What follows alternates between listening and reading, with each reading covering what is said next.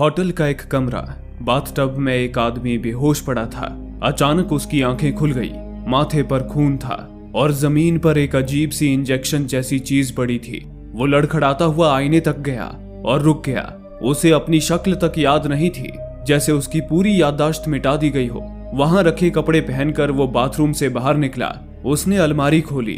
अंदर एक सूटकेस था जिस पर KH लिखा था। सूटकेस में कुछ कपड़े पड़े थे और एक पोस्ट कार्ड भी जिस पर एक जगह की तस्वीर छपी थी, शेल बीच। उसे देखते ही अचानक ही एक याद उसके जहन में कौंध गई, बचपन की एक याद, जब वो शेल बीच पर खेल रहा था। तभी फोन की घंटी बजी। वो आदमी यादों से बाहर आया और रिसीवर उठाया। दूसरी तरफ कोई डॉक्टर था। उसकी आवाज धीमी और गंभीर थी। उसने कहा, तुम उलझन में हो, है ना, और डरे हुए भी। अब मेरी बात ध्यान से सुनो। मैं तुम्हारी मदद करना चाहता हूँ। तुम पर एक एक्सपेरिमेंट किया जा रहा था, लेकिन उसमें कुछ गड़बड़ हो गई। तुम्हारी सारी यादें मिटा दी गई हैं। ये सुनते ही वो आदमी बेचैन हो गया। वो बोला, तुम कहना क्या चाहते हो, और आखिर मैं हूँ कौन? डॉक्टर ने कहा, अब बताने का वक्त नहीं है। कुछ लोग हैं बेहद खतरनाक। वो तुम्हें ढूंढ रहे हैं ताकि तुम्हें हमेशा के लिए खत्म कर सके। वहां से तुरंत निकलो। इन्हीं बातों के दौरान उस आदमी ने कुछ देखा जिससे उसकी सांसें थम सी गई। फोन छोड़कर वो बेड की तरफ गया।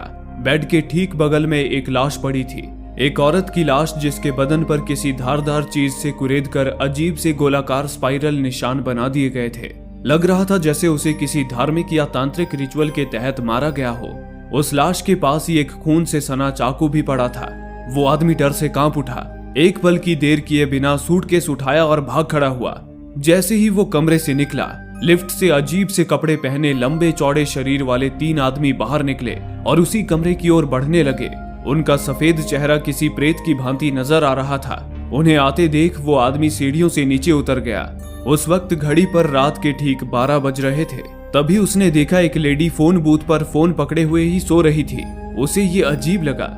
उसने जब फोन बूथ का दरवाजा खोला तो वो लेडी गिर पड़ी, मानो वो सोई ना हो, बेहोश हो। वो आदमी जब आगे बढ़ा तो देखा कि वहां होटल के सारे गेस्ट और स्टाफ भी वैसे ही बेसुध पड़े थे, पर उन्हें छोड़ वो आदमी वहां से भागने लगा। तभी उसे पीछे से किसी ने पुकारा, मिस्टर जॉन मर्डॉक, प्लीज रुकिए। उस आदमी ने पीछे देखा। वो रिसेप्शनिस्ट था जो अब जाग गया था। उसके साथ ही अब सारे बेसुध पड़े लोग भी जाग गए थे। वहीं वो जमीन पर पड़ी लेडी तो उठकर ऐसे चल दी जैसे कुछ हुआ ही ना हो। हालांकि उस आदमी ने इसे नजरअंदाज किया, पर अब उसे ये तो समझ आ चुका था कि उसका नाम जॉन मर्डॉक है। रिसेप्शनिस्ट ने उससे आगे कहा, मिस्टर मर्डॉक, मुझे द ऑटोमेट रेस्टोरेंट से कॉल आया था। आप अपना वॉलेट वहां भूल गए थे। बेहतर होगा आप अपना वॉलेट वापस ले आए। वैसे भी आपको 3 हफ्तों का होटल का बिल जो भरना है। ये सुनकर जॉन चौंक उठा। उसे बिल्कुल भी याद नहीं था कि वो 3 हफ्तों से यहाँ क्या कर रहा था। जॉन उसी वक्त होटल से निकल गया। उसने अपना सूटकेस पानी में फेंक दिया और वहां से भाग गया। उधर रिसेप्शनिस्ट को जॉन में कुछ गड़बड़ लग रही थी। वो जब तहकीकात करने के लिए जॉन के रूम में पहुंचा, तभी उन 3 स्ट्रेंजर्स ने उसे पकड़ लिया और उसे धमकाकर पूछने लगे कि जॉन कहाँ है। घबराए हुए रिसेप्शनिस्ट ने उन्हें बताया कि जॉन 5 मिनट पहले ही यहाँ से निकला है। तभी उनमें से एक स्ट्रेंजर ने रिसेप्शनिस्ट के चेहरे की तरफ हाथ किया और बोला, अब तुम सो जाओ। अगले ही पल रिसेप्शनिस्ट बेसुध होकर गिर पड़ा। इसी दौरान शहर के क्लब में एमा नाम की एक महिला गाना गा रही थी। एमा जॉन मर्डॉक की ही पत्नी थी। शो खत्म होने के बाद उसकी एक सहयोगी ने उसे एक विजिटिंग कार्ड थमाया। वो कार्ड एक अनजान आदमी ने एमा के लिए छोड़ा था, जिसने खुद को जॉन का डॉक्टर बताया था। एमा सीधा उस पते पर पहुंची। ये वही डॉक्टर था जिसने पहले जॉन को फोन पर चेतावनी दी थी। वो एक साइकियाट्रिस्ट था जिसका नाम था डॉक्टर श्रीबर। एमा को ये जानकर हैरानी हुई कि जॉन काफी समय से उस डॉक्टर के संपर्क में था। डॉक्टर ने बताया कि जॉन मानसिक रूप से काफी परेशान था, उसके और एमा के रिश्तों में आई दरार की वजह से। एमा ने स्वीकार किया कि 3 हफ्ते पहले जॉन को उसके अफेयर का पता चला था। वो गुस्से में घर से चला गया था और तब से वापस नहीं लौटा। डॉक्टर ने एमा को सावधान किया कि एमा से मिले धोखे से जॉन को गहरा सदमा लगा था, जिससे उसकी याददाश्त चली गई और अब उसकी मानसिक हालत भी ठीक नहीं है। ऐसी हालत में जॉन के आसपास रहना खतरनाक है। ये सुनकर एमा को भी झटका लगा। डॉक्टर ने एमा से कहा कि अगर उसे जॉन के बारे में कोई भी जानकारी मिले तो वो तुरंत उसकी खबर डॉक्टर को दे। इसी दौरान दूसरी ओर पुलिस की एक टीम उस होटल में पहुंच चुकी थी जहां से कुछ समय पहले जॉन भागा था। लेकिन अजीब बात थी कि अब होटल का रिसेप्शनिस्ट बदल गया था। हालांकि उसके कपड़े और बात करने का तरीका पहले वाले रिसेप्शनिस्ट से बिल्कुल मेल खा रहा था। इसी दौरान इंस्पेक्टर बमस्टेड होटल के उस कमरे में पहुंचा जहां जॉन ठहरा था। वहां उसकी टीम ने उस लेडी की लाश बरामद की जिसके बदन पर कातिल ने चाकू से स्पाइरल जैसे निशान बना दिए थे। वो लाश एक कॉल गर्ल की थी। हालांकि उस लाश को देख बमस्टेड को कोई हैरानी नहीं हुई, क्योंकि पिछले कुछ दिनों में ऐसे 5 और केसेस देखे जा चुके थे। ये मामला सीरियल किलिंग का था। कातिल कॉल गर्ल्स को अपना शिकार बना रहा था। वो उन्हें मारकर उनके शरीर में स्पाइरल निशान बना देता था। अब तक तो वो कातिल पुलिस की नजरों से बचा हुआ था, लेकिन इस कत्ल के बाद इंस्पेक्टर बमस्टेड को पूरा यकीन हो चुका था कि कातिल जॉन मर्डॉक ही है। कुछ देर बाद बमस्टेड पुलिस स्टेशन में था। उसी वक्त एक कांस्टेबल उसके पास आया क्राइम सीन पर मिली फिंगरप्रिंट रिपोर्ट लेकर। जैसे ही बमस्टेड ने रिपोर्ट देखी, उसकी आंखें हैरानी से फैल गईं। वो फिंगरप्रिंट एक परफेक्ट स्पाइरल शेप में था। एक पल के लिए वो समझ ही नहीं पाया कि वो क्या देख रहा है, क्योंकि इंसानों के फिंगरप्रिंट्स कभी इतने घुमावदार यानी कि स्पाइरल आकार में नहीं होते। ये आम नहीं था और शायद इंसानी भी नहीं। इसी दौरान दूसरी ओर जॉन सड़क किनारे अकेला बैठा था। उसकी निगाहें अपनी उंगलियों पर जमी थी। वो एक टक अपने फिंगरप्रिंट्स को घूर रहा था। अजीब बात यह थी कि उसकी सभी उंगलियों के निशान क्राइम सीन पर मिले फिंगरप्रिंट्स की तरह ही एक परफेक्ट स्पाइरल शेप में थे। एक सोच उसके दिमाग में कौंध गई, क्या मैं कोई हत्यारा हूँ? क्या मैंने ही होटल रूम में मिली उस कॉल गर्ल की बेरहमी से हत्या की थी? हालांकि जॉन इस पर यकीन नहीं कर पा रहा था। जॉन ने जब अपनी उंगलियों से नजरें हटाई तो सामने उसे द ऑटोमेट नाम का एक रेस्टोरेंट दिखा। वही रेस्टोरेंट जिसके बारे में होटल के रिसेप्शनिस्ट ने बताया था कि वहां जॉन अपना वॉलेट भूल गया था। जॉन ने वहां से अपना वॉलेट बरामद कर लिया और उसे चेक किया। उसमें उसकी पत्नी एमा की फोटो थी और उसके घर का एड्रेस भी। जॉन अपने घर की तरफ चल दिया। तभी रास्ते में उसे शेल बीच का एक एडवर्टीजमेंट बोर्ड देखा। शेल बीच, उसने अपने सूटकेस में भी उसी बीच का पोस्ट कार्ड देखा था। शायद वहां से उसे उसके अतीत का कोई सुराग मिल जाए। इस उम्मीद में जॉन एडवर्टीजमेंट बोर्ड के पास आया। इसी दौरान इत्तेफाक से उसने अपने कोट की जेब टटोली। उसकी जेब में न्यूज़पेपर के कटआउट्स थे जिसमें पिछले 5 कॉल गर्ल्स की हत्याओं की खबरें थी। अब जॉन दहशत में आ गया, क्योंकि ये सारे सुराग उसके कातिल होने की तरफ ही इशारा कर रहे थे। जॉन इस सदमे से संभल भी पाता उससे पहले ही वे काले सूट वाले स्ट्रेंजर्स वहां आ धमके। तभी एक स्ट्रेंजर ने अपना हाथ आगे बढ़ाया और जॉन से कहा, अब तुम सो जाओ। लेकिन जॉन पर उसका कोई असर नहीं हुआ। स्ट्रेंजर्स भी आश्चर्य में पड़ गए। वे जॉन को मारने की कोशिश करने लगे। जॉन बहुत ज्यादा घबरा गया और तभी अचानक ही उसके सिर से एक अदृश्य ऊर्जा सी निकली जिसने फ्लोर को तोड़ दिया और वे सारे स्ट्रेंजर्स नीचे गिर गए। ये देख एक स्ट्रेंजर ने कहा, ये तो ट्यून कर सकता है। ये कहकर वो जॉन से भिड़ गए। लेकिन इस लड़ाई के दौरान शेल बीच की मॉडल का विशाल हाथ टकराने से उस स्ट्रेंजर का सिर फट गया। उसी पल जॉन ने एक भयानक मंजर अपनी आंखों के सामने देखा। उस स्ट्रेंजर के सिर से टेंटिकल्स वाला कीड़े जैसा एक जीव बाहर निकला और अपने आप ही मर गया। जॉन डर के मारे फौरन वहां से भाग निकला। न जाने इंसान के भेष में वो जीव क्या थे। जमीन के नीचे उनकी पूरी कॉलोनी थी। वे एक दूसरे को mister quick, mister hand, mister night, mister face जैसे अजीब नामों से पुकार रहे थे। वहीं उनका एक लीडर भी था जिसका नाम था मिस्टर बुक। जॉन में ऐसा तो कुछ था जिससे वे उसे बहुत बड़ा खतरा समझ रहे थे और उसे पकड़ने के लिए चप्पे चप्पे पर उसकी तलाश कर रहे थे। उधर जॉन सीधा अपने घर जा पहुंचा और एमा से मिला। एमा जॉन को लेकर बहुत चिंतित थी, लेकिन वहीं जॉन एमा को पहचान तक नहीं रहा था। एमा ने जॉन को सारी बात बताई। जॉन को एमा के अफेयर का पता चलना, उसका गुस्सा होकर घर से चले जाना और अपनी यादाश्त खो देना। लेकिन जॉन के चेहरे पर कोई भाव नहीं थे, क्योंकि उसे कुछ भी याद नहीं आ रहा था। तब एमा ने जॉन को डॉक्टर श्रीबर का कार्ड दिया और बताया कि डॉक्टर श्रीबर जॉन की मदद कर सकते हैं। जॉन उसी वक्त डॉक्टर से मिलने निकल ही रहा था कि तभी इंस्पेक्टर बमस्टेड वहां पहुंच गया और जॉन पर बंदूक तान दी। बमस्टेड काफी समय से जॉन के घर के बाहर नजर रख रहा था और अब जॉन उसके चंगुल में फंस चुका था। लेकिन तभी एमा ने बमस्टेड को धक्का देकर दूर गिरा दिया। मौका पाकर जॉन तुरंत सीढ़ियों से होकर भागने लगा। लेकिन जब वो नीचे पहुंचा तो देखा कि नीचे तो बस बेसमेंट था। बाहर जाने का रास्ता वो मिस कर चुका था। जॉन बहुत ज्यादा डर गया। लेकिन तभी एक बार फिर जॉन की उस अदृश्य शक्ति से दीवार पर एक दरवाजा खुल गया। जॉन उस दरवाजे से भाग निकला। उसके जाते वो दरवाजा गायब हो गया और हैरान परेशान बमस्टेड बस हाथ मलता रह गया। जॉन एक टैक्सी में डॉक्टर के ऑफिस जा रहा था। इसी दौरान उसने टैक्सी ड्राइवर के पास शेल बीच की तस्वीर देखी। उसने ड्राइवर से पूछा, क्या आप कभी शेल बीच गए हैं? क्या आपको वहां का रास्ता पता है? इस पर ड्राइवर ने हंसते हुए कहा, मजाक कर रहे हो क्या? शेल बीच का रास्ता किसे नहीं पता? कुछ दिन पहले ही मैं हनीमून के लिए वहां गया था। वो तुम यहाँ से। ड्राइवर बस इतना कहकर सोच में पड़ गया। अजीब बात थी कि उसे शेल बीच का रास्ता याद ही नहीं आ रहा था। इतने में ही वे लोग डॉक्टर के ऑफिस पहुंच गए। उस वक्त डॉक्टर चोरी छुपे कहीं जा रहा था।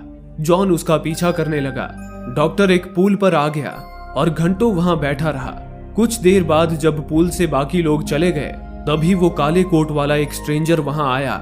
उसे देख डॉक्टर डर से कांप उठा। स्ट्रेंजर डॉक्टर से बोला, डॉक्टर श्रीबर, कितनी बदकिस्मती है कि हमें तुमसे यहाँ मिलने आना पड़ा। ये नमी वाली जगह हमें कितनी तकलीफ देती है तुम जानते हो। अब ये बताओ, तुमने हमें रिपोर्ट क्यों नहीं किया, जबकि तुम जॉन मर्डॉक के दिमाग में नई मेमोरी इम्प्लांट करने में फेल हो गए थे? झूठ मत बोलना, क्योंकि ये टूटा हुआ इंजेक्शन जो जॉन के होटल में मिला था, वो इस बात का सबूत है कि उसकी मेमोरी अभी तक बदली नहीं गई है। ये सुन डॉक्टर डरते हुए बोला, मुझे माफ कर दीजिए, मैं तो उसमें नई मेमोरी इंजेक्ट करने जा रहा था, लेकिन वो अचानक जाग गया और मुझ पर हमला करके भाग निकला। इस पर स्ट्रेंजर ने सवाल किया, तो अब क्या उसके दिमाग में कोई मेमोरी, कोई यादें नहीं है? डॉक्टर ने कहा, बस कुछ धुंधली सी यादें हैं, क्योंकि प्रक्रिया पूरी नहीं हो पाई थी, बीच में ही रुक गई। डॉक्टर ने आगे कहा, लेकिन अब भी क्या बिगड़ा है? बस एक बार वो मेरे हाथ लग जाए, मैं उसमें नई मेमोरी इंजेक्ट कर दूंगा। वैसे भी ऐसी चूक तो आपसे पहले भी दूसरों की मेमोरी बदलते वक्त हुई होगी, है ना? लेकिन स्ट्रेंजर का चेहरा सख्त हो चुका था। उसकी आंखों में डर था। स्ट्रेंजर ने कहा, ये जॉन मर्डॉक दूसरों की तरह कोई आम इंसान नहीं है डॉक्टर, ये ट्यून कर सकता है। ये सुनकर डॉक्टर सन्न रह गया। उसने कहा, ये तो नामुमकिन है, मुझे लगा ट्यून करने की ताकत सिर्फ आप लोगों के पास होती है। इस दौरान जॉन छुपकर सब कुछ सुन रहा था। स्ट्रेंजर ने डॉक्टर से कहा, हम तुम्हें एक और मौका देते हैं डॉक्टर, जल्द से जल्द जॉन को ढूंढो और उसे नई मेमोरी इंजेक्ट करो। आज रात ट्यूनिंग प्रोसेस के बाद हम तुमसे फिर मिलेंगे। इस बार कोई गलती नहीं होनी चाहिए डॉक्टर। ये चेतावनी देकर स्ट्रेंजर वहां से चला गया। जॉन डॉक्टर के पीछे लगा रहा। कुछ देर बाद डॉक्टर एक सुनसान जगह पर एक दीवार के पास आया। देखते ही देखते वहां एक दरवाजा प्रकट हो गया और डॉक्टर उसके अंदर चला गया। डॉक्टर के अंदर जाते ही वो दरवाजा गायब हो गया। जॉन हैरानी से उसे देखता ही रह गया। कुछ देर बाद डॉक्टर स्ट्रेंजर्स की कॉलोनी में था, जहां स्ट्रेंजर्स फैक्ट्री में family photo album, personal diaries, identity cards और वॉलेट्स जैसी रैंडम चीजें तैयार कर रहे थे। वहीं डॉक्टर एक लैब में कुछ इंजेक्शंस बना रहा था। वो बैक मेमोरीज यानी कि पुरानी यादों को किसी दवाई के कंपोनेंट्स की तरह इंजेक्शन में मिला रहा था। वो यादें लिक्विड सब्सटेंस की तरह अलग अलग शीशियों में भरी हुई थी, जैसे कि एक महान आशिक की यादें, जीत की कहानियां, थोड़ा सा दुखद बचपन, परिवार में हुई एक त्रासदी। ये सारी यादें अलग अलग शीशियों में भरी हुई थी। उन स्ट्रेंजर्स की एडवांस केमिस्ट्री थी, जिसे देखकर डॉक्टर भी हर बार चकित रह जाता था। डॉक्टर का काम होता था उन अलग अलग यादों को मिलाकर इंजेक्शंस तैयार करना। उसने ऐसे ही कई सारी यादों के इंजेक्शंस तैयार कर लिए। इसी दौरान शहर के एक छोटे से घर में एक गरीब दंपत्ति डिनर के वक्त अपनी समस्या पर बात कर रहे थे। उस आदमी की नौकरी छूट गई थी, इसलिए वे चिंता में थे कि अब घर कैसे चलेगा, बच्चों को कैसे पालेंगे। इतने में ही घड़ी में 12 बज गए। 12 बजते ही घड़ी की सुइयों के साथ ही पूरा शहर रुक सा गया।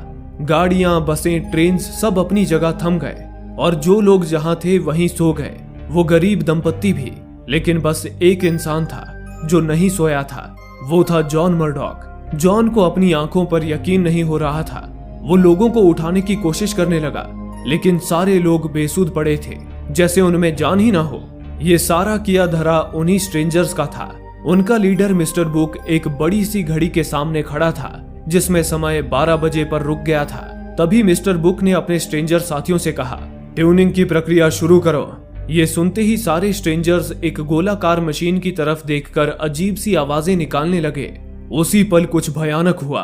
पूरे शहर में बदलाव होने शुरू हो गए। जहां पहले सड़क थी, वहां गगनचुंबी इमारत बन गई। छोटे से घर ने बिल्डिंग का आकार ले लिया। कई बिल्डिंग्स में और फ्लोर्स जुड़ गए। कई जगह नए टावर्स और पानी की टंकियां अपने आप ही जमीन से बाहर निकल आई। इस तरह पूरे शहर की काया पलट हो गई। ये सब जॉन की आंखों के सामने हो रहा था, जिसे देख जॉन हक्का बक्का रह गया। तभी जॉन ने देखा कि दीवार में एक बार फिर दरवाजा उभर आया। उस दरवाजे से डॉक्टर और स्ट्रेंजर्स का एक ग्रुप बाहर आया। वे एक बेहोश आदमी को उठाकर ला रहे थे। उस आदमी को उन्होंने एक बार्बर शॉप में बिठा दिया और उसे ऐसे तैयार कर दिया जैसे वो आदमी काफी समय से बाल कटवाने बैठा हो। फिर डॉक्टर ने उस आदमी के माथे पे अपनी इंजेक्शन के थ्रू बैक मेमोरी यानी कि पुरानी यादें इंजेक्ट कर दी।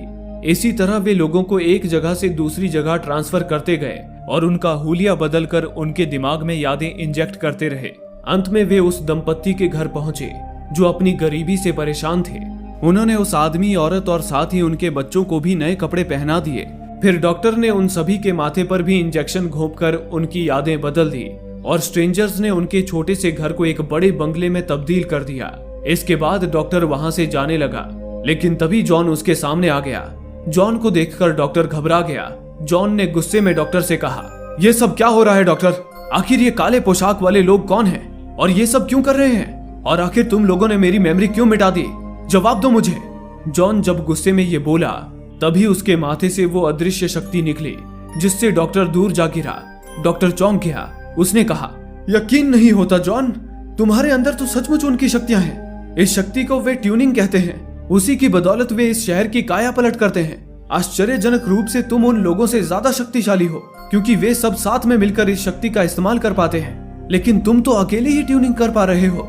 जॉन, तुम मेरे साथ चलो, मैं तुम्हें इन शक्तियों को कंट्रोल करना सिखाऊंगा और हम मिलकर इन लोगों से इस शहर को आजाद कराएंगे। लेकिन तभी जॉन ने उन स्ट्रेंजर्स को आते हुए देखा और वहां से भाग निकला। इसी के साथ घड़ी फिर शुरू हो गई और शहर के लोग पहले की तरह जिंदा हो गए। लेकिन ये बात हैरान करने वाली थी, जिस आदमी को स्ट्रेंजर्स ने बार्बर शॉप में बिठाया था उसे खुद को वहां पाकर बिल्कुल भी हैरानी नहीं हुई। वो ऐसे बर्ताव कर रहा था जैसे खुद वहां हेयर कट कराने आया हो। वहीं वो दंपत्ति भी ऐसे बर्ताव करने लगे जैसे वो हमेशा से अमीर ही थे। यहाँ तक कि उनके हाव भाव, बातचीत करने का तरीका भी रईसों की तरह हो गया था। इसी दौरान दूसरी ओर स्ट्रेंजर्स का लीडर मिस्टर बुक आज रात एक बार फिर शहर की काया पलट करने की प्लानिंग कर रहा था। तभी एक स्ट्रेंजर ने कहा, मिस्टर बुक, जॉन मर्डॉक की शक्तियां हमारे काम में रुकावटें पैदा कर रही है, हमें उसका कुछ न कुछ करना होगा। तभी एक स्ट्रेंजर जिसका नाम था मिस्टर हैंड, वो डॉक्टर के साथ वहां आया। उसने कहा, जॉन के पास अगर हमारी शक्तियां हैं तो हमारे पास भी उसकी मेमोरी है, वो मेमोरी जो हम उसके दिमाग में इम्प्लांट करने वाले थे। लेकिन अब हम उसकी मेमोरी अपने दिमाग में ट्रांसफर करेंगे और जॉन के दिमाग से जुड़ जाएंगे। जॉन अब तक जहां भी गया होगा उसकी वो यादें हमें दिखाई देंगी। उन यादों को पीछा करके हम उस तक पहुंच जाएंगे। मिस्टर हैंड ने डॉक्टर को प्रोसेस शुरू करने को कहा। डॉक्टर ने उसे एक रिंग से बांध दिया और उसके दिमाग में जॉन की मेमोरी इंजेक्ट कर दी। तभी उस मेमोरी की एक झलक सामने आई जो बड़ी ही भयानक थी। उस मेमोरी में जॉन कॉल गर्ल्स को मारता हुआ नजर आ रहा था। तो क्या सच में जॉन ही सीरियल किलर था या फिर हकीकत कुछ और ही थी? अब मिस्टर हैंड का दिमाग जॉन से जुड़ चुका था। दूसरी ओर जॉन पुलिस और स्ट्रेंजर से भागता फिर रहा था। इसी दौरान वो शेल बीच वाले पोस्ट कार्ड को पढ़ रहा था। उसमें लिखा था, जॉनी, तुम्हारी माँ की पुरानी चीजों में ये पोस्ट कार्ड मिला। देखते ही कुछ पुरानी यादें ताजा हो गई है ना। कभी फुर्सत मिले तो मिलना। एमा को मेरा प्यार देना, कार्ल। जॉन को समझ नहीं आया कि आखिर ये कार्ल कौन है। तभी उसने पोस्ट कार्ड में शेल बीच के चित्र को ध्यान से देखा। उसमें एक शेड था जिसमें लिखा था के हैरिस फिशिंग कंपनी, यानी कि कार्ल हैरिस। उसी पल जॉन को अपना ब्रीफकेस याद आया। उस ब्रीफकेस में भी KH लिखा हुआ था। जॉन समझ गया कि उसे कार्ल हैरिस से कोई क्लू मिल सकता है। उसने टेलीफोन डायरेक्टरी से कार्ल हैरिस का एड्रेस निकाला, एवेन्यू C। वो पास के ही एक मैगजीन वाले से एवेन्यू C का रास्ता पूछने लगा। तभी जॉन ने देखा कि ये मैगजीन वाला तो उसी होटल का रिसेप्शनिस्ट था जहां जॉन बेहोशी से जागा था। शक्ल वही थी लेकिन आइडेंटिटी अब पूरी तरह बदल चुकी थी। जॉन ने उससे कहा, अरे तुम यहाँ कब से काम करने लगे? उस आदमी ने कहा, पागल है क्या, मैं तो पिछले 25 सालों से यही काम कर रहा हूँ। मतलब साफ था स्ट्रेंजर्स ने उसकी यादें भी बदल दी थी। स्ट्रेंजर्स सिर्फ यादें ही नहीं बल्कि इंसान की पहचान को भी पूरी तरह बदल देते थे। इंसान को ऐसा लगने लगता था कि वो हमेशा से उसी शख्सियत में जी रहा है। जॉन को भी अब ये सब धीरे धीरे समझ आने लगा था। जॉन वहां से निकल गया और भटकता हुआ आखिरकार एवेन्यू C पहुंचा। वो जब कार्ल हैरिस से मिला तो कार्ल जॉन को देख खुश हो गया और बताया कि वो जॉन का चाचा है। लेकिन जॉन कार्ल को भी पहचान नहीं रहा था। तब कार्ल जॉन को उसके बचपन की फोटोज दिखाने लगा। उसने बताया कि जॉन का पुराना घर शेल बीच पर था। वो अपने माता पिता के साथ रहता था, लेकिन एक दिन जॉन के घर में आग लग गई। इस दुर्घटना में उसके माता पिता जलकर मर गए, पर कार्ल ने जॉन को बचा लिया और उसी ने जॉन को पाल पोस कर बड़ा किया। ये सुनकर जॉन को ताज्जुब हुआ, क्योंकि उसे ऐसा कोई भी बचपन या ऐसी घटना याद ही नहीं थी। इसी दौरान जॉन ने जब कार्ल से पूछा, अगर मैं गलत नहीं हूं तो शेल बीच पर आपकी एक फिशिंग कंपनी थी, तो क्या आप मुझे शेल बीच का रास्ता बता सकते हैं? लेकिन अब तो हद ही हो गई। कार्ल, जिसने शेल बीच पर अपनी पूरी जिंदगी बिताई, उसे भी शेल बीच का रास्ता याद नहीं आ रहा था। जॉन आगे के फोटोग्राफ्स देखने लगा, तभी उसने एक फोटो में कुछ देखा। उसे देख जॉन बोल पड़ा, ये छोटा बच्चा मैं नहीं हो सकता। जॉन ने देखा कि फोटो में दिख रहे छोटे बच्चे का हाथ बुरी तरह जला हुआ था। जॉन ने कहा, बचपन में मेरा हाथ इतनी बुरी तरह जला था, तो ये निशान अभी भी मेरे हाथ पर होना चाहिए। लेकिन देखिए, जॉन ने कार्ल को अपना हाथ दिखाया। उसके हाथ पर ऐसा कोई निशान नहीं था। जॉन समझ गया कि उसका ये पास्ट जो कार्ल ने उसे दिखाया था, वो सब एक झूठ है। ना तो कार्ल जॉन का चाचा था और ना ही एमा जॉन की पत्नी थी। असल में स्ट्रेंजर्स जॉन की भी यादें और आइडेंटिटी बदलने की फिराक में थे। जैसे उन्होंने एक गरीब दंपत्ति को अमीर बना दिया था, वैसे ही वे जॉन को एक शरीफ इंसान से कातिल बनाने वाले थे, जॉन मर्डॉक। ये आइडेंटिटी असल में जॉन की थी ही नहीं, ये वो आइडेंटिटी थी जो स्ट्रेंजर्स जॉन को देने वाले थे। साथ ही स्ट्रेंजर्स ने एमा और कार्ल की मेमोरी बदलकर उन्हें जॉन का रिश्तेदार बनाया, जबकि एमा और कार्ल भी पहले कोई और ही थे। डॉक्टर, जो स्ट्रेंजर्स का साथी था, उसने जॉन की पुरानी मेमोरी तो मिटा दी थी, लेकिन वो किसी वजह से जॉन के दिमाग में नई मेमोरी इंजेक्ट करने में नाकाम हो गया था। इसलिए जॉन को अपना कोई भी पास्ट याद नहीं था। लेकिन स्ट्रेंजर्स ऐसा क्यों कर रहे थे? क्यों वो गरीब को अमीर बना देते थे, एक इंसान की आइडेंटिटी दूसरे से बदल देते थे? ये अब भी जॉन के लिए एक बड़ा सवाल था, जिसका जवाब केवल डॉक्टर ही दे सकता था। जॉन फौरन कार्ल के घर से भाग निकला, लेकिन बदकिस्मती से वो इंस्पेक्टर बमस्टेड के हाथ लग गया। बमस्टेड उसे अरेस्ट करके पुलिस स्टेशन ले आया। बमस्टेड अब भी जॉन को सीरियल किलर समझ रहा था और उसकी वजह भी स्ट्रेंजर्स ही थे। दरअसल स्ट्रेंजर्स ने बमस्टेड और बाकी पुलिस वालों के दिमाग में भी ये नकली यादें डाली थी कि पिछले कुछ दिनों में कोई सीरियल किलर 5 कॉल गर्ल्स को मार चुका है और वे पुलिस वाले काफी समय से उन मर्डर्स की तहकीकात कर रहे हैं, जबकि ऐसा कुछ हुआ ही नहीं था। ये सिर्फ पास्ट मेमोरीज थी जो 2 दिन पहले ही स्ट्रेंजर्स ने पुलिस वालों के दिमाग में डाली थी। लेकिन बमस्टेड और बाकी पुलिस वालों को लग रहा था कि ये सब काफी समय से हो रहा है। बस इतना ही नहीं, उन स्ट्रेंजर्स ने ही जॉन के होटल रूम में उस कॉल गर्ल की लाश रखी थी ताकि उसके कत्ल का इल्जाम जॉन पर आए। जॉन ने बमस्टेड को समझाने की बहुत कोशिश की, पर बमस्टेड उसकी बातों पे यकीन नहीं कर रहा था। तब जॉन ने एक सवाल किया जिससे बमस्टेड का दिमाग ही हिल गया। जॉन ने पूछा, क्या आप कभी शेल बीच गए हैं? बमस्टेड ने मुस्कुराकर कहा, मजाक कर रहे हो क्या? वहां तो मैं बहुत बार जा चुका हूँ। जॉन ने कहा, तो जरा शेल बीच जाने का रास्ता बताइए। बमस्टेड ने कहा, शेल बीच जाने के लिए तुम्हें बस यहाँ से। बस बमस्टेड भी यहीं पर अटक गया। जॉन ने कहा, मुझे पता था तुम्हें भी कुछ याद नहीं होगा। अच्छा वो छोड़ो, तुम्हें ये तो पता होगा ही कि आखिरी बार तुमने दिन में कौन सा काम किया था। मैं बचपन की यादों की बात नहीं कर रहा हूँ, बल्कि पिछले दिन या 1 हफ्ते पहले। तुम्हें कुछ तो याद होगा जब तुमने सूरज की रोशनी में कोई काम किया होगा। बमस्टेड फिर सोच में पड़ गया। जॉन ने कहा, मुझे पता था तुमने भी यहाँ कभी सूरज की रोशनी नहीं देखी, क्योंकि इस जगह पर सूरज की रोशनी है ही नहीं। मैं कई घंटों से जाग रहा हूँ, यहाँ सिर्फ रात होती है, सुबह होती ही नहीं। इंस्पेक्टर, मेरा यकीन करो, ये शहर क्या है क्यों है मैं नहीं जानता, लेकिन इतना जानता हूँ कि हम यहाँ फंसे हुए हैं और कुछ लोग हैं, काले सूट वाले अजीब से लोग, वो हमारी जिंदगी से खिलवाड़ कर रहे हैं, हम सबकी जिंदगी से। लेकिन ये सब सुनकर बमस्टेड बहुत ज्यादा चिढ़ गया। उसने कहा, बकवास बंद करो, ये सब जो हो रहा है इसका कोई ना कोई साइंटिफिक एक्सप्लेनेशन जरूर होगा। तभी जॉन ने एक बुक पर फोकस किया और अपनी शक्ति से उसे हवा में उड़ाने लगा। जॉन ने कहा, अब तुम इसका क्या एक्सप्लेनेशन दोगे? बमस्टेड के होश फाख्ता हो गए। कुछ देर बाद एमा जॉन से मिलने आई। एमा भी अब जॉन को ही कातिल समझने लगी थी। वो जॉन से ये कहकर माफी मांगने लगी कि ये सब उसकी ही गलती है। ना वो किसी के साथ अफेयर करती, ना जॉन घर छोड़कर जाता और ना वो मेंटली डिस्टर्ब होता। लेकिन जॉन ने कहा, एमा तुम्हें जानकर ताज्जुब होगा, पर तुम्हारा किसी के साथ अफेयर नहीं था। तुमने मुझे धोखा नहीं दिया। अगर मैं तुमसे कहूँ कि हम 1 दिन पहले ही मिले हैं, इसके पहले हम एक दूसरे को जानते तक नहीं थे, तो क्या तुम यकीन करोगी? एमा गौर से जॉन की बात सुनती रही। जॉन ने कहा, एमा तुम्हारे दिमाग में हमारी जो भी यादें हैं कि हम 4 साल पहले मिले, हमें प्यार हुआ, फिर शादी हुई और फिर हमारा झगड़ा हुआ, जिस वजह से मैं मेंटली डिस्टर्ब हो गया और लड़कियों को मारने लगा, ये सारी यादें झूठी हैं। ये यादें 1 दिन पहले ही तुम्हारे दिमाग में डाली गई हैं, पर लग रहा होगा जैसे वही तुम्हारी हकीकत हो। और वो सब बहुत पहले से हो रहा हो। एमा, ये सब वो स्ट्रेंजर्स कर रहे हैं, पता नहीं वो कौन है और उनका मकसद क्या है। एमा ने कहा, जॉन, चाहे जो भी हो, चाहे हमारा पास्ट झूठा ही क्यों ना हो, लेकिन तुम्हारे लिए मेरा प्यार सच्चा है। ये सुनकर जॉन भावुक हो गया। इतने में ही पुलिस वाले जॉन को ले गए और लॉकअप में बंद कर दिया। तभी स्ट्रेंजर मिस्टर हैंड जॉन की यादों का पीछा करता हुआ अपने साथियों के साथ पुलिस स्टेशन पहुंच गया। उसने सारे पुलिस वालों को अपनी शक्तियों से सुला दिया और जॉन को पकड़ने उसके लॉकअप में आया, लेकिन उन्हें झटका लगा क्योंकि जॉन वहां से गायब था। असल में बमस्टेड ने ही जॉन को लॉकअप से भगाया था, क्योंकि उसे भी अब जॉन पर यकीन होने लगा था। जॉन सीधा डॉक्टर श्रीबर के पास आ गया। डॉक्टर जॉन को वहां देख खुश था।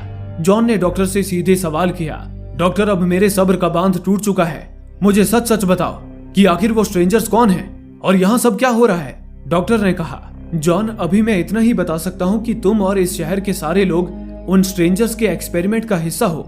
ये कहते हुए डॉक्टर ने जॉन पर बंदूक तान दी और एक इंजेक्शन उसे देते हुए बोला, जॉन देखो, अभी समझाने का वक्त नहीं है, तुम ये इंजेक्शन खुद पर इंजेक्ट करो। लेकिन तभी बमस्टेड वहां आ गया और डॉक्टर को निशाने पे ले लिया। उसने डॉक्टर की बंदूक छीनकर दूर फेंक दी और जॉन ने डॉक्टर से वो इंजेक्शन छीन ली। जॉन ने पूछा, सच सच बताओ, इस इंजेक्शन में क्या है डॉक्टर? डॉक्टर बोला, मेरा यकीन करो जॉन, इसमें वो सारी सच्चाई है जो तुम जानना चाहते हो। पर जॉन ने वो इंजेक्शन अपने कोट की जेब में रख लिया और डॉक्टर से कहा, अगर अपनी जान बचाना चाहते हो डॉक्टर, तो हमें शेल बीच ले चलो, समंदर किनारे। जॉन और बमस्टेड उसी वक्त डॉक्टर के साथ शेल बीच के लिए निकल पड़े। इसी दौरान जॉन ने डॉक्टर को धमकाते हुए स्ट्रेंजर के बारे में बताने को कहा। डॉक्टर ने बताया, ये स्ट्रेंजर्स कौन है, कहां से आए हैं, ये मैं नहीं जानता, लेकिन ये हमें अगवा करके इस शहर में लाए हैं, इस अजीब शहर में। ये शहर और इसमें रहने वाले सारे लोग सिर्फ उनके एक्सपेरिमेंट का हिस्सा हैं। वो हमारी यादों को एक इंसान से दूसरे इंसान में बदलते रहते हैं। जैसे कि आज एक आदमी इंस्पेक्टर है तो कल वो कातिल बन जाएगा। वो हमारे दोस्त, रिश्तेदार, सब कुछ बदल देते हैं, यहाँ तक कि इस शहर को भी, और इस तरह से बदलते हैं कि वो यादें पुरानी लगे। दरअसल इससे वो हम इंसानों को समझना चाहते हैं। वो समझना चाहते हैं कि ऐसी क्या चीज है जो हम इंसानों को एक दूसरे से अलग बनाती है। हमारी सोच एक दूसरे से अलग कैसे है? क्या हमारी मेमोरीज यानी कि यादों और अनुभवों के कारण, या इसकी वजह है हमारी आत्मा? इस पर बमस्टेड ने पूछा, लेकिन हम इंसानों को समझने के पीछे उनका मकसद क्या है? डॉक्टर बोला, क्योंकि वो मर रहे हैं, उनकी पूरी प्रजाति खत्म होने की कगार पर है। उन्हें लगता है कि हमें समझकर वो अपनी प्रजाति को बचा सकते हैं। असल में वे प्राणी हाइव माइंडेड हैं, यानी उनमें से हर एक स्ट्रेंजर अलग अलग सोच नहीं रखता। वे सभी एक ही दिमाग से जुड़े हुए हैं। कोई एक स्ट्रेंजर जो सोचता है वही सोच बाकी सबके पास भी तुरंत पहुंच जाती है। इसलिए उनके बीच कोई व्यक्तिगत भावना, कोई अलग पहचान नहीं होती। लेकिन हमारे अंदर अलग अलग पर्सनैलिटीज हैं। हम सबकी सोच, हम सबकी आत्मा अलग अलग है, जो हमें उनसे अलग बनाती है। उन्हें लगता है कि ये एक वरदान है जो उन्हें नहीं मिल पाया, और इस वजह से उनकी प्रजाति खतरे में पड़ गई है। यही वजह है कि वे हमें समझना चाहते हैं कि हमारा दिमाग, हमारी आत्मा, हमारी यादें काम कैसे करती हैं, ताकि वो खुद को हम जैसा बना सके। हालांकि उनका विज्ञान हमसे कहीं ज्यादा आगे है। अगर उन्हें किसी हत्यारे की मानसिकता समझनी है तो वो बस किसी आम इंसान के दिमाग में हत्यारे की मेमोरी डाल देते हैं। उसे एक नकली परिवार, नकली दोस्त, एक पूरा नकली अतीत देते हैं, जैसा कि इस बार वे तुम्हारे साथ करने जा रहे थे जॉन। हालांकि इससे पहले भी उन्होंने दर्जनों बार तुम्हारी यादें बदली होंगी, लेकिन इस बार वो देखना चाहते थे कि अगर तुम्हें किसी हत्यारे की यादें दे दी जाएं, तो क्या तुम पूरी तरह एक हत्यारे में बदल जाओगे और तुम भी हत्या करने लगोगे। लेकिन जॉन, प्रकृति का चमत्कार देखो, तुम विकसित होकर उन जैसे बन गए। तुमने उनकी ट्यूनिंग की ताकत खुद ही सीख ली। वो लोग इसी ताकत से चीजों को बदलते हैं, और इसी ताकत से उन्होंने ये पूरा शहर बनाया है। जमीन के नीचे उनकी कॉलोनी है, जहां उनकी एक मशीन दबी है जो उनके दिमाग की ताकत को केंद्रित करती है। वो यहाँ की हर चीज को कंट्रोल करते हैं, यहाँ तक कि सूरज को भी। इसलिए यहाँ हमेशा अंधेरा रहता है, वे रोशनी में सरवाइव नहीं कर पाते। जॉन ने पूछा, पर तुम उनके साथ क्या कर रहे हो? डॉक्टर ने कहा, उन्हें एक आर्टिस्ट चाहिए था, एक इंसान जो दिमाग की बारीकियां समझे। मैं वो इंसान था। उन्होंने मुझे अपना विज्ञान सिखाया क्योंकि उन्हें मेरी जरूरत थी, पर उन्होंने मेरे सारे अतीत को भी मिटा दिया। जॉन ने आगे पूछा, तुम कहते हो उन्होंने हमें यहाँ लाया, लेकिन कहां से? डॉक्टर ने कहा, माफ करना जॉन, मुझे याद नहीं, किसी को याद नहीं। हम पहले कौन थे, कहां थे और क्या करते थे। इन्हीं बातों ही बातों में डॉक्टर उन्हें शहर के छोर पर ले आया, लेकिन वहां कोई भी समुद्र नहीं था, थी तो बस शेल बीच की एक बड़ी पोस्टर। जॉन ने गुस्से में उस पोस्टर को फाड़ दिया। उसके पीछे थी एक दीवार। जॉन और बमस्टेड ने हथौड़े से उस दीवार को तोड़ दिया। और तब उनके सामने जो दृश्य था वो दिलों दिमाग को झंझोड़ने वाला था। दीवार के पार था अंतरिक्ष, यानी कि वे लोग इस वक्त अंतरिक्ष में थे। इतने में ही स्ट्रेंजर मिस्टर हैंड अपने साथियों के साथ वहां आ धमका। उन्होंने एमा को भी बंदी बना लिया था। तभी बमस्टेड उन्हें देखते ही उन पर गोलियां चलाने लगा। ये देख एक स्ट्रेंजर उसकी बंदूक छीनने आया, पर इसी जद्दोजहद में वे दोनों दीवार के उस पार गिर गए। दीवार से कुछ दूर जाते ही वे एक पारदर्शी शील्ड से टकराए और उसके आर पार खुले अंतरिक्ष में जाते ही दोनों मारे गए। इसी के साथ उस जगह की हकीकत सामने आई। वो जगह एक स्पेसशिप की तरह उड़ता हुआ गोलाकार शहर था और उसके नीचे उन स्ट्रेंजर्स की कॉलोनी थी। वो पारदर्शी शील्ड उस पूरे जगह को घेरे हुए थी, जिस वजह से अंदर का माहौल सांस लेने लायक था। जॉन अब समझ चुका था कि वो स्ट्रेंजर्स असल में एलियंस हैं, जो इंसानी मुर्दों के भेष में छुपे हुए हैं। जॉन उनसे लड़ पाता उससे पहले ही मिस्टर हैंड ने उसे अपनी शक्तियों से बेहोश कर दिया और उसे उठाकर अपनी कॉलोनी में ले आया। उन्होंने जॉन को एक बड़े रिंग में बांध दिया और डॉक्टर को वहां बुलाया। स्ट्रेंजर्स के लीडर मिस्टर बुक ने कहा, साथियों, जॉन मर्डॉक के रूप में हमें वो चीज मिल गई है जिसकी हमें सालों से तलाश थी, जिसे डॉक्टर इंसान की आत्मा कहता है। अब वक्त आ गया है इस एक्सपेरिमेंट को खत्म करने का। दरअसल अब स्ट्रेंजर्स जॉन के दिमाग में अपनी कलेक्टिव मेमोरी इम्प्लांट करना चाहते थे। कलेक्टिव मेमोरी यानी कि वो मेमोरी जिससे सारे स्ट्रेंजर्स जुड़े हुए हैं। इससे जॉन पूरी तरह उन स्ट्रेंजर्स में बदल जाता और फिर वे स्ट्रेंजर्स जॉन की आत्मा को आपस में शेयर कर पाते। उन्होंने इस प्रोसेस के लिए डॉक्टर को बुलाया, लेकिन डॉक्टर ने बड़ी ही चालाकी से स्ट्रेंजर्स की मेमोरी वाली इंजेक्शंस की जगह जॉन के कोट की जेब में रखी इंजेक्शन निकाल ली, जिसे जॉन ने पहले डॉक्टर से छीनकर अपने पास रख लिया था। डॉक्टर ने उसे जॉन के सिर में इंजेक्ट कर दिया। उस इंजेक्शन में डॉक्टर ने वो मेमोरी भरी थी जिसमें डॉक्टर जॉन को स्ट्रेंजर्स की शक्तियों का इस्तेमाल करना सिखा रहा था। जॉन जब होश में आया तो वो स्ट्रेंजर्स की शक्तियों का इस्तेमाल करना सीख चुका था। वो अब एक अलग ही इंसान था जिसे डॉक्टर ने स्ट्रेंजर्स का विनाशक बना दिया था। जॉन ने जागते ही अपनी शक्तियों से स्ट्रेंजर्स को मारना शुरू कर दिया। उसने चुन चुन कर सारे स्ट्रेंजर्स का विनाश कर दिया और उनके लीडर को भी खत्म कर दिया। अब जॉन के पास स्ट्रेंजर्स की सारी शक्तियां थी और वो उनकी मशीन को कंट्रोल कर सकता था और शहर को अपने मन मुताबिक ढाल सकता था। जॉन ने अपनी शक्तियों से उस शहर के चारों ओर समंदर का निर्माण कर दिया, बिल्कुल उस शेल बीच की तरह जो उसकी यादों में था। इसके साथ ही अपनी शक्तियों से उसने शहर को भी सूरज की तरफ मोड़ दिया, जिससे उस शहर ने पहली बार दिन का उजाला देखा। अब जॉन ने उस शहर को ही अपनी दुनिया बना ली, जहां अब वो एमा के साथ हमेशा हंसी खुशी से रहेगा। इस तरह बुराई का अंत हुआ और अच्छाई की जीत। साथियों, इस फिल्म की कहानी एक फिलोसॉफिकल थ्योरी लास्ट थर्सडेइज्म पर आधारित है। ये थ्योरी जितनी दिलचस्प है उतनी ही भयानक भी, जो कहती है शायद ये पूरी दुनिया पिछले गुरुवार को बनी हो। सुनकर अजीब लगा ना? पर जरा सोचिए, अगर ये पृथ्वी, ये ब्रह्मांड, फॉसिल्स, इतिहास की किताबें, युद्ध के रिकॉर्ड, हमारा आज तक का सारा इतिहास, ये सब अरबों साल पुराना नहीं है, बल्कि ये सब बनाया गया था पिछले गुरुवार को। लेकिन उसे इस दुनिया में और हमारी यादों में इस तरह डाला गया कि वो हमें पुरानी लगे। आपको लगता है आपके माता पिता ने आपको बड़ा किया है, आपने स्कूल पास किया है, जॉब हासिल की है, आपने प्यार किया है, लेकिन क्या हो अगर ये सब आपने सचमुच अनुभव किया ही ना हो? ये सिर्फ झूठी यादें हो जो केवल आपके दिमाग में डाली गई हो पिछले गुरुवार को, और हर हफ्ते यही सब बार बार दोहराया जाता हो। क्या पता कल को आप कोई और ही इंसान बना दिए जाएं और आपको वही अपनी हकीकत लगने लगे। सोचकर ही डर लगता है ना? पर यही है लास्ट थर्सडेइज्म, एक थ्योरी जो इतनी खौफनाक कि सच साबित हो जाए तो पूरा इंसानी सभ्यता का ढांचा हिल जाए। फिल्म में जॉन प्रोसेस के दौरान जाग गया था, जिस वजह से उसे हकीकत पता चली। लेकिन अगर आपकी दुनिया में भी सच में ऐसा हो रहा हो तो भला आप सच्चाई को पहचानेंगे कैसे? इतना डरावना है ये सवाल कि ना जानना ही बेहतर होगा। इसलिए कहानी को यहीं खत्म करते हैं और मिलते हैं अगली बार एक और दिलचस्प फिल्म की कहानी के साथ। दोस्तों, आप में से काफी लोगों का कहना है कि हमारे वीडियोस आप तक नहीं पहुंच पा रहे हैं। उसके लिए आप सब्सक्राइब बटन को दबाने के बाद नोटिफिकेशन के बेल आइकन पर क्लिक करें और ऑल का ऑप्शन सिलेक्ट कर लें, ताकि हमारी सारी वीडियोस की नोटिफिकेशन आप तक पहुंच सके। धन्यवाद।